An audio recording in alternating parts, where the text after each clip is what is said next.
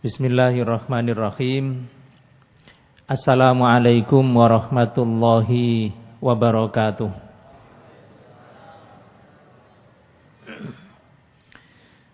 Alhamdulillahi rabbil alamin. Wal aqibatu lil muttaqin. Wala udwana illa 'alal zalimin. Asyhadu an la ilaha illallah wahdahu la syarikalah. Wa ashhadu anna Muhammadan abduhu wa rasuluh. Allahumma salli wa sallim ala hadzal nabiyil karim nabiyyina wa habibina Muhammadin wa ala alihi wa ashabihi ajmain.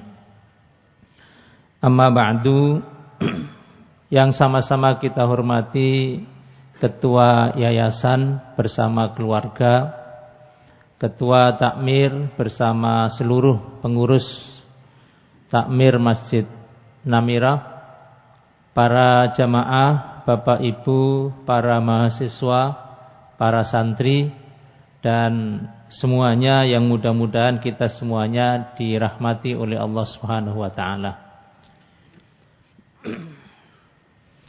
Pada kesempatan malam ini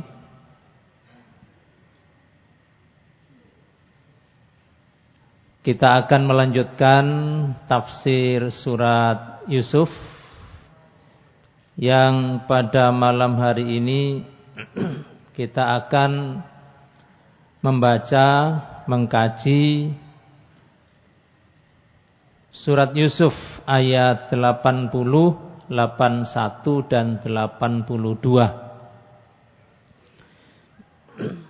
yang mana di dalam ayat-ayat ini kita mendapatkan nasihat, mendapatkan contoh, mendapatkan pelajaran bagaimana kita bisa mengaku telah berbuat salah.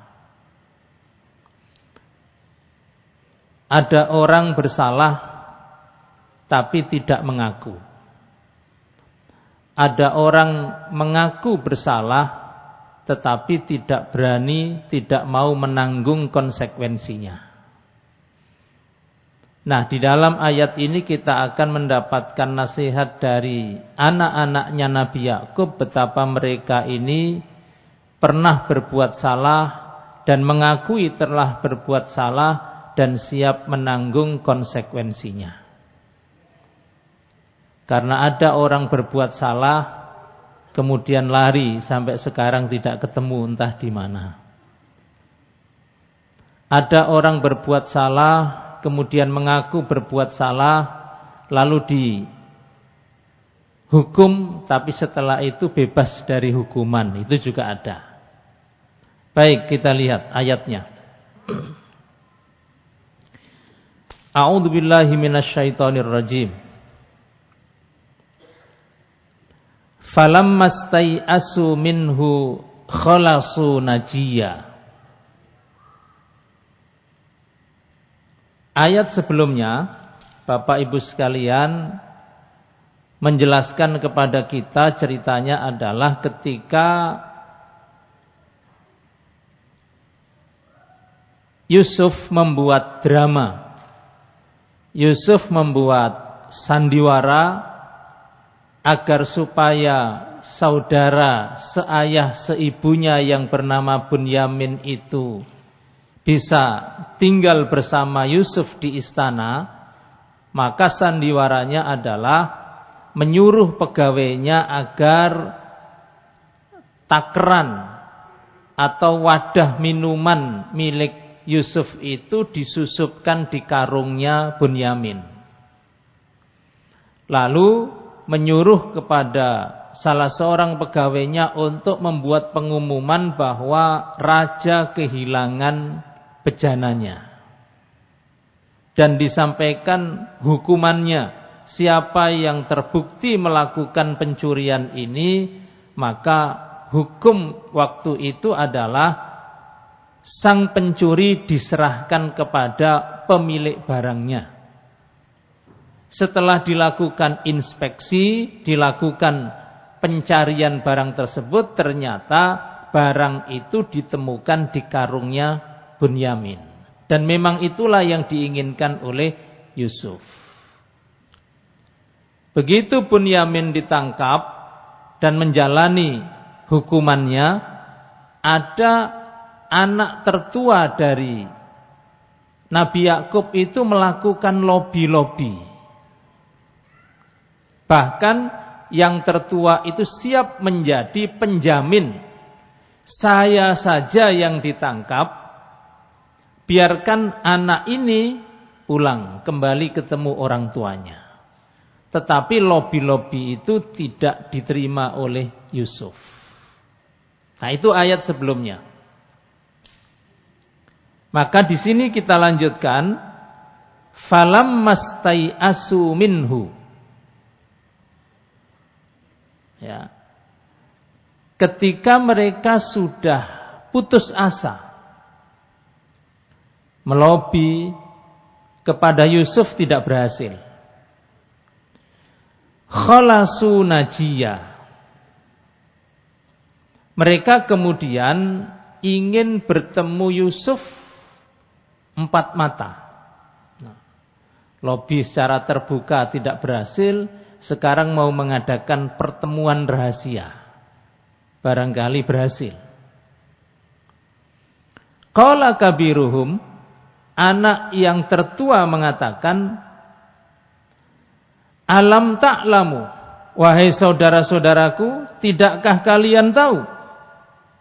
Anna abakum qad akhadha alaikum mauthiqam minallah.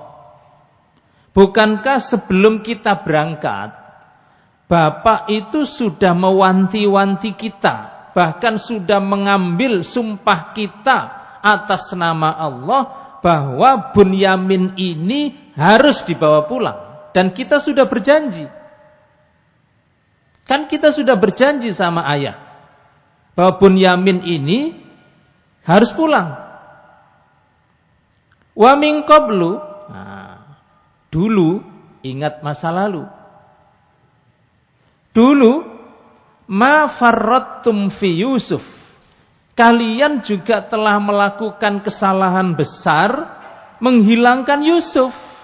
Masa itu kita ulang kedua kalinya, sekarang menghilangkan Bunyamin juga. Bagaimana ini? Jadi ini seperti mengulang kisah lama. Dulu Yusuf kita ajak, setelah merayu ayah, Yusuf kita ajak. Tapi tujuan kita waktu itu adalah menghilangkan, menghabisi Yusuf. Kita bilang kepada ayah waktu itu, ya Yusuf biarlah ikut kami menggembala kambing. Waktu itu ayah keberatan, karena kita memaksa, ayah terpaksa mengizinkan. Bahkan ayah waktu itu sudah mewanti-wanti, jangan sampai Yusuf kau tinggal, kau sibuk ngurusi yang lain, lalu Yusuf dimakan serigala. Itu sudah pesan ayah. Tapi mereka akan tahu bahwa Yusuf tidak dimakan serigala, tapi Yusuf dihilangkan dengan cara dimasukkan sumur. Sejak itu ayah bersedih. Itu puluhan tahun yang lalu. Lah sekarang kok mau diulang lagi? Waktu Yusuf sudah hilang, ayah sedih, tinggallah Bunyamin sebagai pelipur laranya hati ayah. Itu pun kita ajak sekarang. Ayah sebenarnya juga keberatan. Tapi kita sudah janji, kalau kita tidak mengajak Bunyamin, kita tidak dapat bantuan. Akhirnya ayah melepaskan Bunyamin. Sekarang Bunyamin ditahan juga. Kan kita mengulangi kesalahan yang sama 2 kali. Falan abrohal ardo. Kata yang tertua itu, saya tidak akan meninggalkan Mesir. Aku mau mulai. Hatta ya'zanali abi, sampai ayah mengizinkan aku untuk pulang, au yahkumallahu li, atau Allah membuat keputusan lain kepada saya, wa huwa khairul hakimin, dan dialah sebaik-baik seadil-adil hakim. Mengaku telah berbuat salah itu penting. Ya, penting. Mengaku telah berbuat salah itu berarti jujur. Mengaku berbuat salah itu berarti ingin memperbaiki.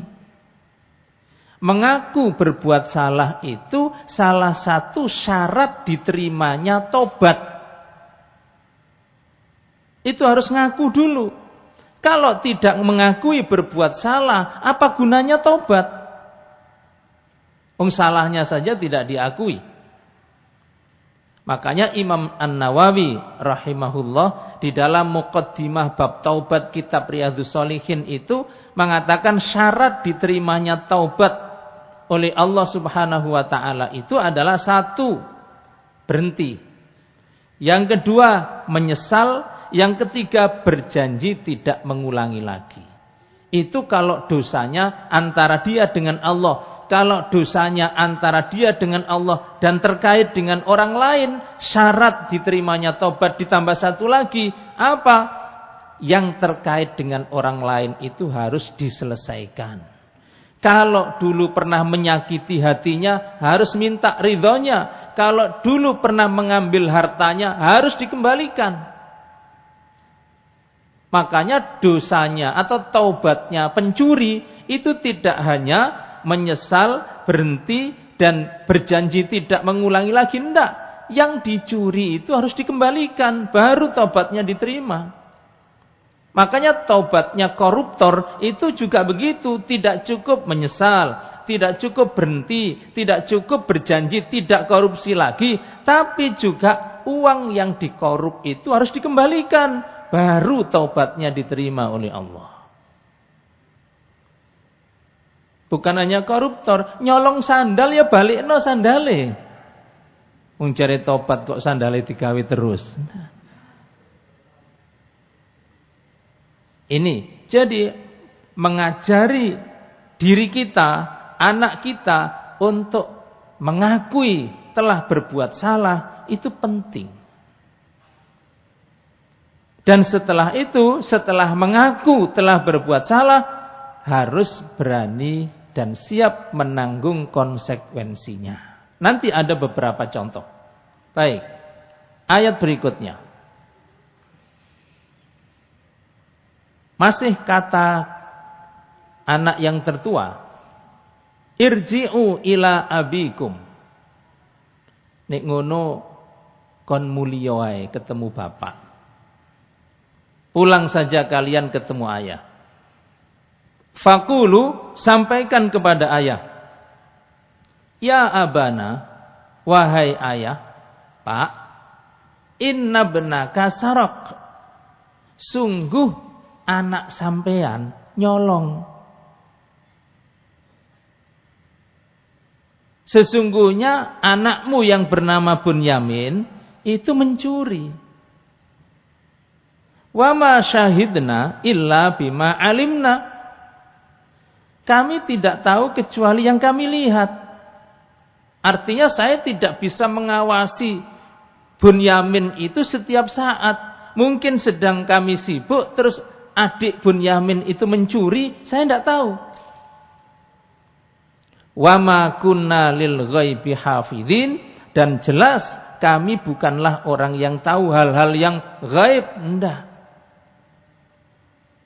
Bu tepak ditinggal nang di tibake kok Bunyamin iku nyolong nggih. Kula mboten semerap. Nah. Wong anake akeh nggih. Ayat berikutnya. Was'alil qaryah. Tanyakan kepada desa. Ini kalimat kiasan. Nek Ebit kan tanyakan pada rumput yang bergoyang. Piye carane? Nah, kalau anaknya Nabi Yakub ini was'alil qaryatallati kunna fiha. Tanyakan kepada kampung-kampung yang kami lewati. Piye carane takok? Wal 'irallati aqbalna fiha. Dan kafilah, rombongan yang kami kemarin itu bareng-bareng mereka datang ke Mesir ini. Artinya kalau Bapak tidak percaya, cobalah tanyakan kepada orang Mesir. Kami ini orang baik. Tanyakan juga kepada kafilah yang kemarin rombongan datang ke Mesir. Kami juga orang baik. Wa inna lasadiqun. Sungguh kami ini orang-orang jujur. Bapak Ibu sekalian, orang itu kalau sering sumpah demi Allah, temen, yakin, napa malih? Jingker, kiting, macam-macam. Saya yakin orang yang begitu itu karena biasa goroh. Orang yang sering sumpah, bahasa Gresiknya sering poto-poto, iku pancene sering bujui.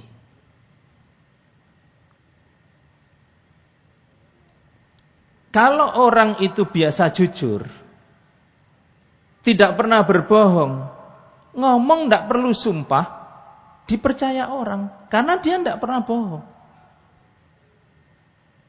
Tetapi kalau orang itu pernah bohong, dan hari ini dia jujur, dia harus meyakinkan orang bahwa saya tidak bohong. Tidak seperti kemarin, makanya perlu ditambahi dengan sumpah. Nah ini anaknya Nabi Yakub ini, karena sebelumnya pernah berdusta, dia piye carane meyakinkan orang, piye carane meyakinkan ayahnya bahwa dia itu jujur, macam-macam. Tanyakan kepada orang Mesir, nek gak percaya, tanyakan kepada kafilah yang kami rombongan ke sini. Inna itu artinya sesungguhnya, la sodikun sesungguhnya lagi. Bingung. Makanya Bapak Ibu sekalian, sing enak iku gak usah goroh lah, gak usah bujui. Siapa saja. Orang itu kalau sering bujui, itu ngomong berikutnya susah. Paling bujui gitu. Mulai dari orang biasa, sampai pejabat, sampai menteri, naudzubillah sampai presiden, itu kalau biasa bujui, gak kira digatekno. Paling podo wingi. Dan itu bukan cerita sekarang, cerita zaman dulu juga begitu. Karena orang yang bohong itu, dia sendiri tahu kalau dia itu bohong. Orang yang paling tenang hidup itu orang yang jujur. Orang yang paling tidak tenang hidupnya adalah orang yang bohong. Karena itu Nabi mengatakan as-sidqu tuma'ninah. Jujur itu memberi ketenangan. Wal kadzibu ribah. Bohong itu membuat hidup ini selalu was-was. Nah ini Bapak Ibu sekalian, ayat-ayat yang kita baca ini menggambarkan kepada kita, itulah sesungguhnya cerita yang dialami orang yang pernah berbohong. Ada contoh-contoh sekarang. Bagaimana orang itu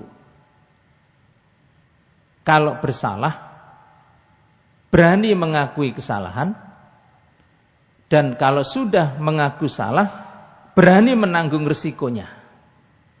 Kita lihat contoh ini. Kana Ma'iz bin Malik fi hijri abi. Jadi ini ada sahabat Nabi yang namanya Ma'iz. Fa asaba jariyatan minal hayy. Dia mendapat musibah. Musibahnya adalah berzina dengan wanita yang ada di kampungnya. Zina. Faqala lahu abi. Ya, kata ayah, "I'ti Rasulullah sallallahu alaihi wasallam fa akhbirhu bima sana'ta." Ngaku berbuat salah. Lalu solusinya apa? Ya sudah, kamu datang saja kepada Rasulullah. Sampaikan apa yang sudah kamu lakukan. La'allahu yastaghfirulak. Mudah-mudahan Rasulullah memintakan ampun buat kamu. Wa inna ma yuridu bidzalika raja'a ayyakuna lahu makhraj. Waktu ayah menyuruh Maiz mendatangi Rasulullah, diomongi mudah-mudahan dosamu diampuni. Tapi sesungguhnya ayah itu menyuruh Maiz ketemu Rasulullah itu bukan itu maksudnya. Maksudnya adalah Rasulullah punya solusi. Sebab kalau disuruh sana ke Rasulullah nanti kan ada hukumannya, ya ndak berani. Sudahlah, kamu datang ke Rasulullah, nanti mudah-mudahan Rasulullah meminta kepada Allah agar dosamu diampuni. Berikutnya, Maiz ini kemudian datang kepada Rasulullah lalu mengatakan, "Ya Rasulullah, inni zanaitu."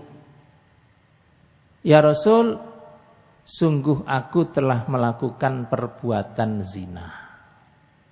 Bapak Ibu sekalian, inilah yang saya maksud, orang itu harus siap saya berbuat salah. Karena itu dia datang kepada Rasulullah, apa konsekuensinya kesalahan saya ini? Dan itu tidak mudah. Mengaku berbuat salah dan siap menjalani apa yang harus saya lakukan agar kesalahan saya ini diampuni oleh Allah. Apa? Dia mengatakan, "Ya Rasulullah, inni zanaitu." Ya Rasul, saya berbuat zina. Mengaku salah. Fa'akim alayya kitaballah. Tegakkan kepadaku hukum Allah. Siap menjalani risikonya. Tidak semua orang bisa begitu, Bapak Ibu sekalian. Ada orang salah tidak mau ngaku. Ada orang salah mengaku tapi tidak siap menerima konsekuensinya. Nah, Maiz ini radhiyallahu anhu mengaku telah berbuat salah dan siap menjalani konsekuensinya. Begitu Nabi dilapori, fa'a'radha anhu, mendapat laporan, "Ya Rasul, saya berzina dan saya minta dihukum." Nabi itu bahasa kita melengos, gak digatekno. Tadi dihadapi, tadi didengar. Begitu selesai laporannya, ditinggal noleh oleh Nabi. Fa'ada faqala ya Rasulullah inni zanaitu, dibaleni meneh. "Ya Rasul, saya berzina. Hukuman apa untuk saya?" Nabi ganti melengos ke tempat lain. Sampai 3 kali, sampai 4 kali diulangi. Berarti kan serius.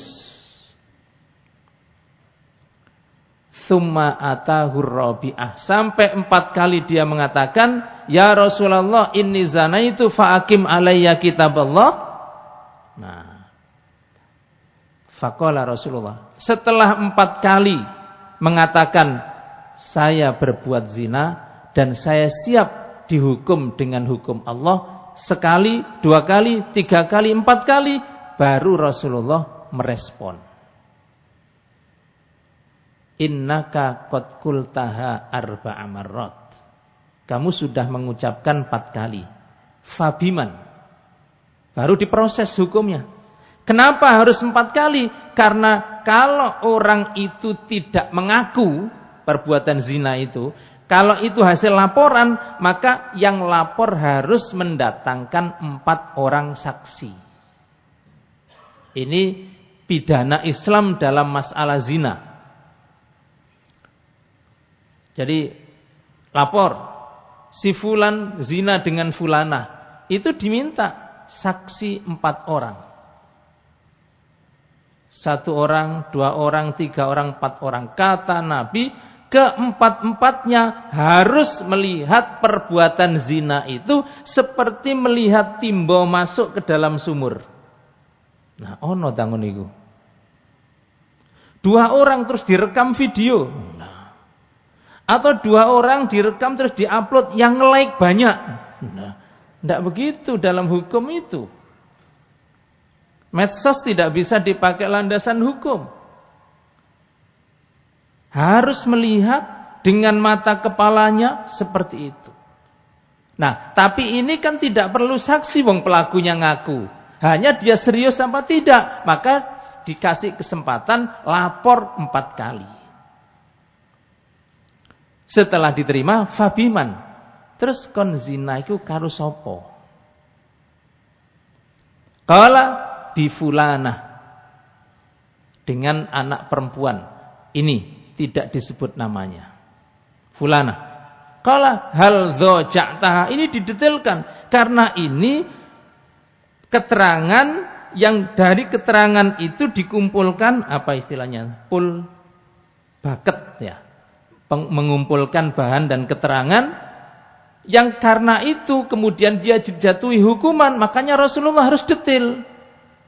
Kon wis ngomong ping 4, terus karo sapa, terus hal dzaja'taha. Apa benar kamu tidur sama dia? Qala na'am, iya. Satu lagi pertanyaan, hal basyartaha, kon sampai jemok, artinya bersentuhan. Qala na'am, benar.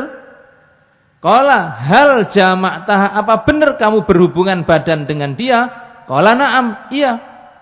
Semua bahan dan keterangan sudah lengkap. Fa'amara bihi an yurjam. Lalu eksekusi dilakukan, diperintahkan agar orang ini Ma'iz radhiyallahu anhu dirajam.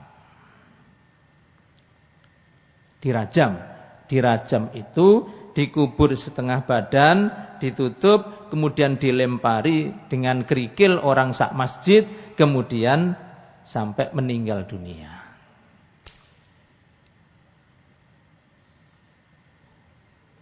Kok kejem Islam? Oh iya, kejem kepada yang memang pantas dikejemi. Yang lain yang tidak begitu ya tidak diapa-apakan. Dan satu dihukum seperti itu, yang lain masyarakat kemudian tenang. Bandingkan dengan sebuah masyarakat yang zinanya merajalela, tidak ada hukuman, apa yang terjadi? Di dalam kisah lain,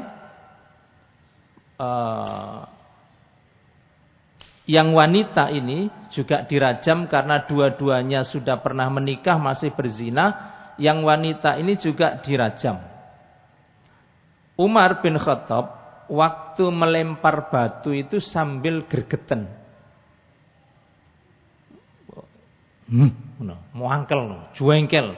Kok ono wong wis duwe bojo kok zina. Kedengaran Nabi. Gemerteknya wajahnya Umar itu kedengaran Nabi. Oleh Nabi ditegur.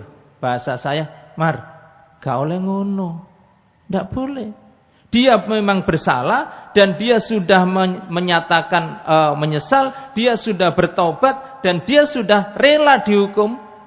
Karenanya, kata Nabi, dia sudah bertobat. Jika seandainya taubatnya orang ini dibagi sekarang ke seluruh orang di permukaan bumi, tidak cukup. Masih lebih luas taubatnya wanita ini. Dan saya sudah mendapatkan wahyu dari Allah bahwa sekarang jenazahnya yang dirajam ini sudah berada di dalam surga. Ini yang patut dicontoh. Bukan dicontoh dari awal zinanya, tapi dicontoh dari taubatnya itu. Bersalah, mengakui kesalahan, menyerahkan diri pada hukuman dengan ridho, dan itu selesai urusannya. Itu kisah Ma'iz. Ada lagi. Nah.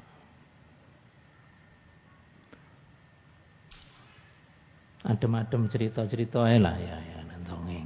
Paling enak. Abu Hurairah cerita, ketika kami duduk bersama Rasulullah di masjid, Rasulullah itu suka, bahasa kita cangkruan dengan para sahabat itu di masjid, tapi cangkruannya ada manfaatnya.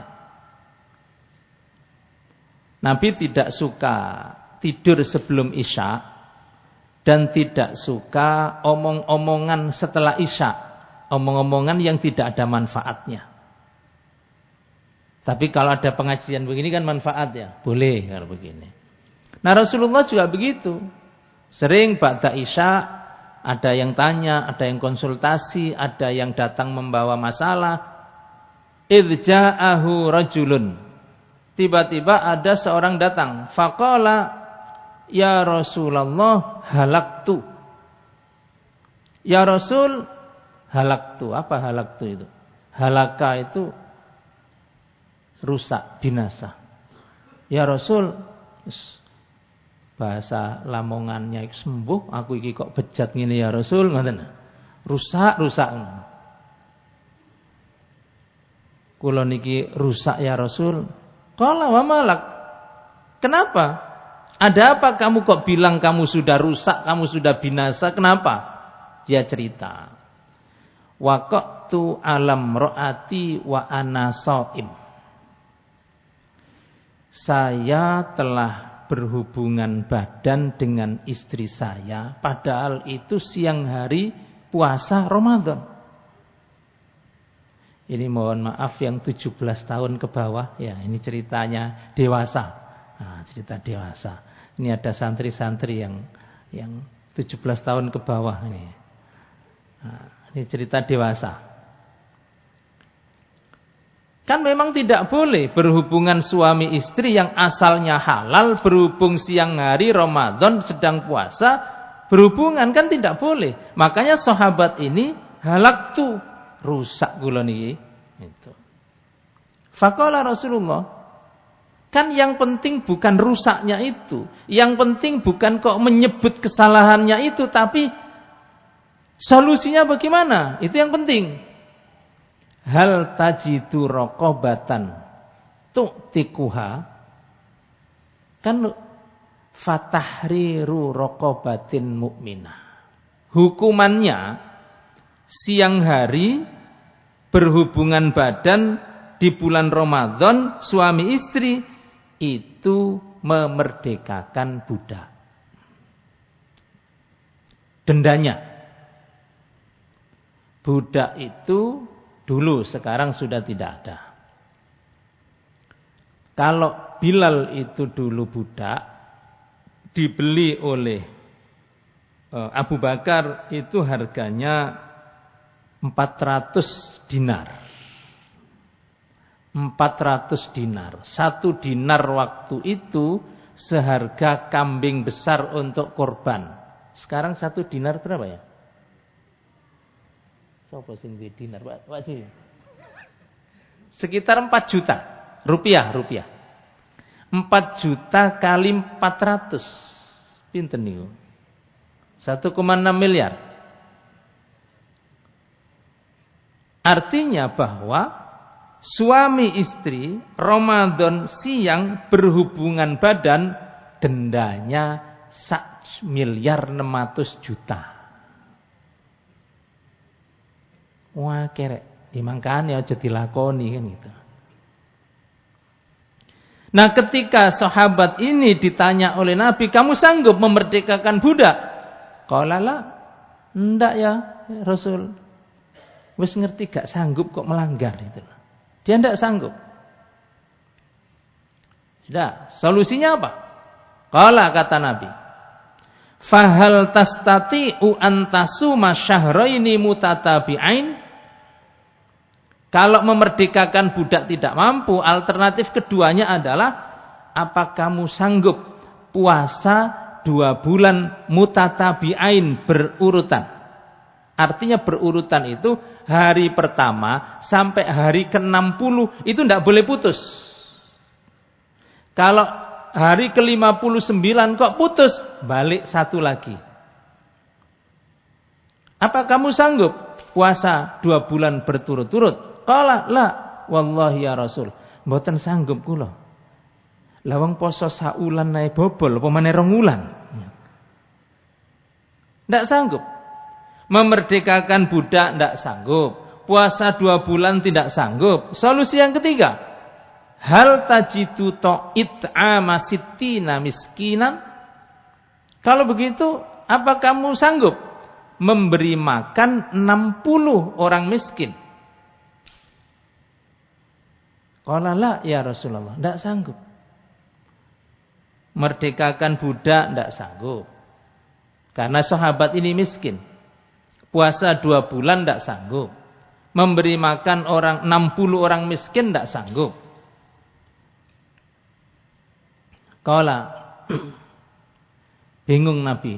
Bingung dalam arti terus iki diapakno wong iki.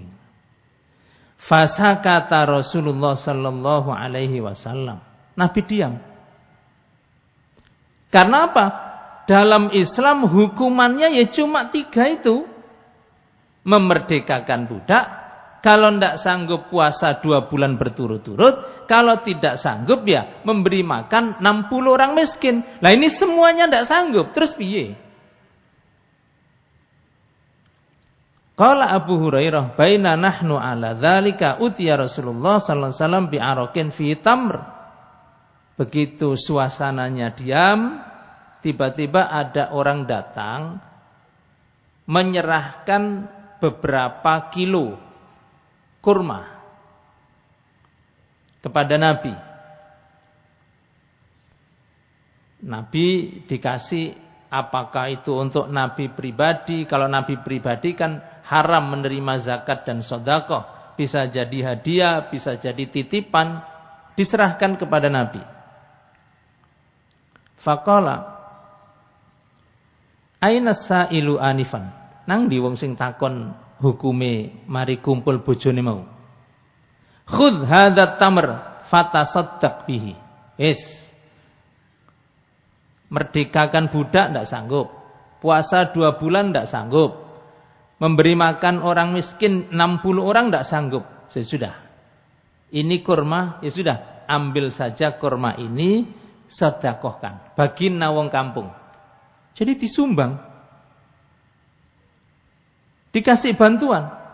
Faqala rajul ala afqara min ahli ya Rasulullah. Setelah itu, setelah dia membawa kurma itu dari Nabi, senang, dibantu. Cari orang miskin keliling kota Madinah. Dibagi-bagi maksudnya. Wallahi ma baina labataiha yuridul harratain ahlu baitin afqaru min ahli baiti. Setelah keliling lama sekali, balik lagi ketemu Rasulullah dan para sahabat, ternyata masih utuh itu kurma. Ya Rasul, setelah saya cari, tidak ketemu orang yang lebih miskin dari saya, itu tidak ketemu. Yang paling miskin sama Madinah ini saya. Kata Nabi apa? Fadhohika Rasulullah. Nabi sampai ketawa.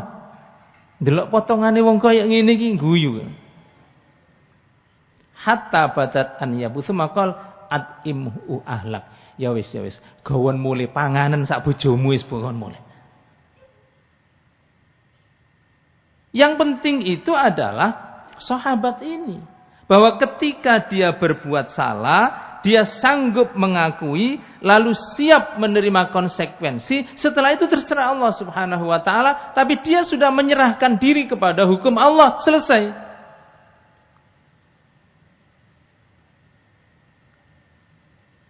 Nah inilah yang perlu kita miliki.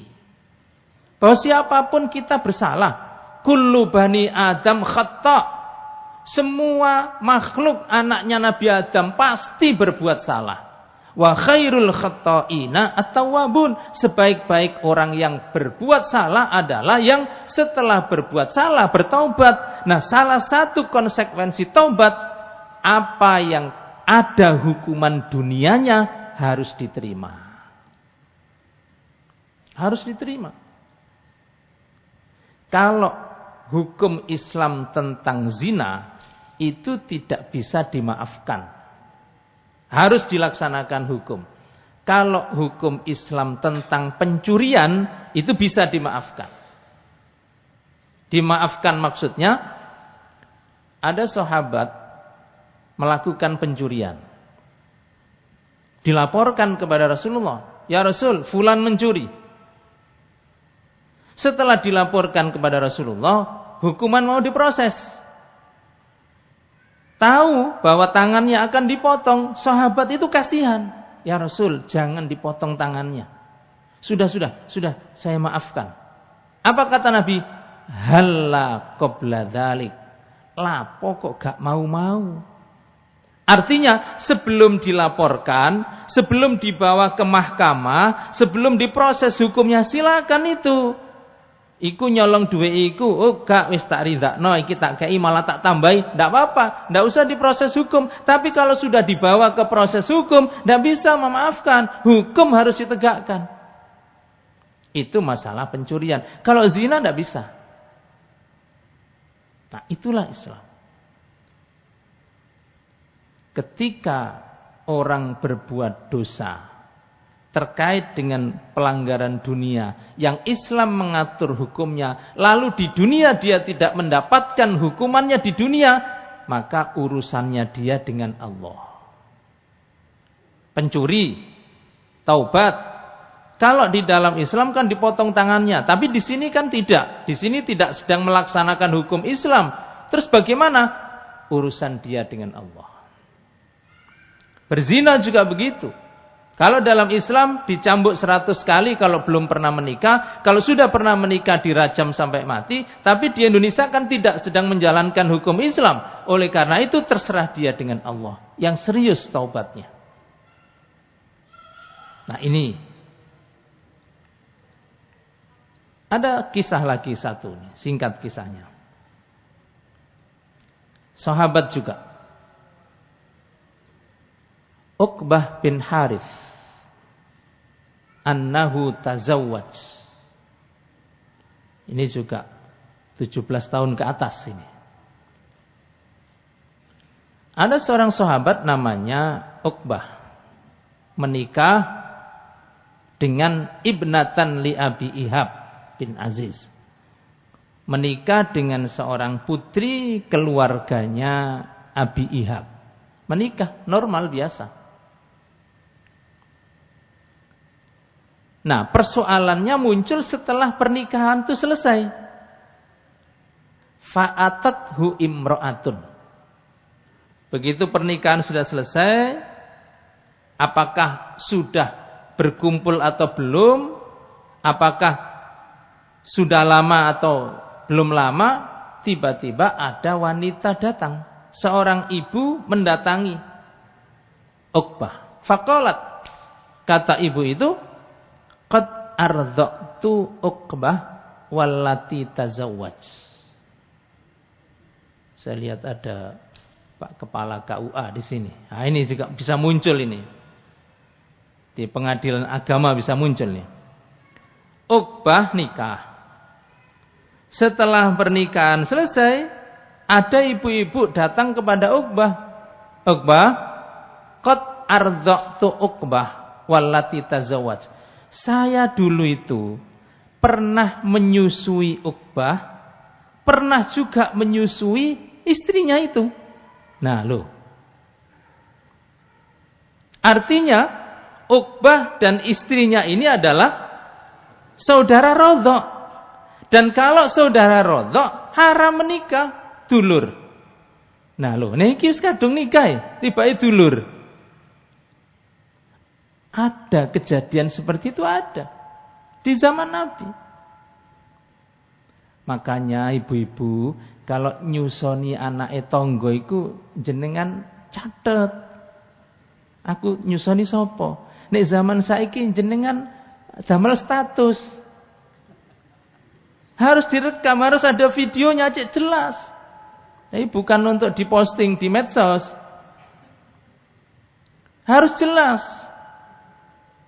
Karena ini konsekuensinya tidak remeh. Asal yang disusoni itu anak bayi usia susu di bawah 2 tahun. Nah itu. Ada seorang ibu-ibu datang. Kon, sak bojomu, iku biyen tau tak susoni karo. Wah, sudah kadung cinta, ternyata saudara. Nah. Faqala laha Uqbah. Uqbah jawab, ini kan info baru ini. Ma'a'lam. saya tidak tahu. Annaki ardotini, bahwa jenengan pernah menyusui saya. Ya ndak ngertahu lah wong kik cilik. Wala akhbartini, lah lapo wingi-wingi aku gak dikandani. Saya ndak punya informasi, dan kenapa sampean gak kondo wingi? Ini salahnya ibu itu juga. Jadi itu yang saya katakan, kalau ada ibu menyusui yang bukan anaknya, harus jelas datanya. Dan harus disampaikan kepada yang bersangkutan, atau disampaikan kepada orang tuanya. Anak sampean mau tak susoni. Harus jelas. Karena itu konsekuensinya hukum. Ma'a'lamu annaki ardotini wala akhbartini. Saya tidak punya informasi tentang itu, dan kenapa jenengan tidak memberitahu? Itu. Bingung Uqbah ini. Langkahnya fa'arsala ila ali Abi Ihab yas'alum. Dia cari informasi ke keluarga istrinya. Barangkali ada data di sana. Faqalu ma alimna. Kami tidak tahu. Ardoat sahibatana, ibu itu telah menyusui anakku. Nah ini kan, yang nyusui juga tidak memberitahu, keluarga ini juga tidak tahu kalau anaknya disusui ibu lain, kan bahaya. Tidak boleh begitu. Tapi lah sudah, itu sudah kadung, gimana lagi? Tidak terima juga, ini mungkin kadung cinta lah, mosok si temenan lagi. Tanya ke ibu tadi kepastiannya, tanya kepada istrinya, masih belum puas. Sekarang terakhir, farokiba ilan Nabi sallallahu alaihi wasallam bil Madinah. Dia berangkat pergi ke Madinah, fasa'alahu, harus tanya kepada Rasulullah. Biar tuntas masalah ini. Apa kata Nabi? Faqala Rasulullah sallallahu alaihi wasallam, kaifa wa qad qila. Nabi tidak nambahi apa-apa. Nabi cuma ngomong kaifa wa qad qila. Kaif. Apa bahasa sini? Kaifa iku kepiye? Lah piye? Wa qad qila, wong wis ana sing kandha ngono. Terus piye maneh? Nabi tidak nambahi apa-apa, tidak dalil apa-apa, tidak ayatnya, tidak hadisnya. Nabi cuma memastikan bahwa informasi itu tadi penting. Kaifa wa qad qila. Nabi mana wis ana sing ngomong ngono. Nabi tidak nambahi apa-apa. Wis. Apa kemudian tindakannya? Fafarokoha. Pernikahan ini batal. Bukan talak, tapi ini fasakh. Pernikahannya tidak sah. Jadi harus dipisah. Wa nakahat zaujan ghairah. Yang Uqbah nikah dengan wanita lain, wanita itu nikah dengan laki-laki lain, selesai. Jadi dari 3 cerita ini Bapak Ibu sekalian, siapapun bisa salah. Bahkan persoalan penting sepenting itu orang bisa salah. Maka yang penting adalah kesiapan kita untuk mengaku salah itu penting. Dan setelah mengaku salah adalah taubat. Dan salah satu konsekuensi dari taubat adalah siap menjalani hukuman, terutama hukum Allah Subhanahu wa ta'ala. Di zaman Nabi ada kasus zina, ada. Di zaman Nabi ada kasus pencurian, ada. Di zaman Nabi ada kasus ini, kasus itu, ada. Minum khamr juga ada. Tapi persoalannya adalah setelah itu selesai dengan hukuman. Di zaman Nabi ada kasus pembunuhan, ada. Tapi kan ada solusinya. Nah yang penting adalah salah, mengaku bersalah, kemudian siap menanggung konsekuensinya. Saya kira itu para jamaah sekalian, pengajian kita pada malam hari ini mudah-mudahan bermanfaat. Kurang lebihnya mohon dimaafkan. Aqulu qauli hadza wa astaghfirullah li wa lakum. Wassalamualaikum warahmatullahi wabarakatuh.